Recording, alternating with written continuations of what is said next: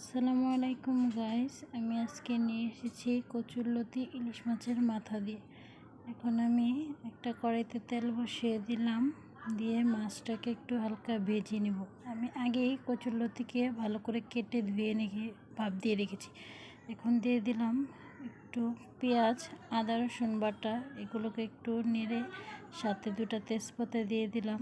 এখন আমি হলুদ গুঁড়া, মরিচ গুঁড়া, লবণ, জিরার গুঁড়া সব একসাথে দিয়ে দিব। দিয়ে এখন একটুকে ভালো করে নাড়তে হবে। ভালো করে মশলাটা মাছের ভিতরে কষানো হলে এখন আমি দিয়ে দেব সামান্য একটু পানি, যাতে করে মশলাটা না পুড়ে যায়। এখন আমি একটু ভালো করে নেড়ে কয়েকটা কাঁচামরিচ দিয়ে দিব। আমি কিন্তু মাছের মাথাটাকে একটু হালকা করে ভেঙে দিয়েছি।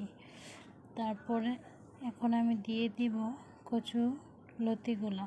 এগুলোকে একটু ভালো করে নেড়ে একটা ঢাকনা দিয়ে ঢেকে দিব, যাতে করে ভালো মতন কষে আসে।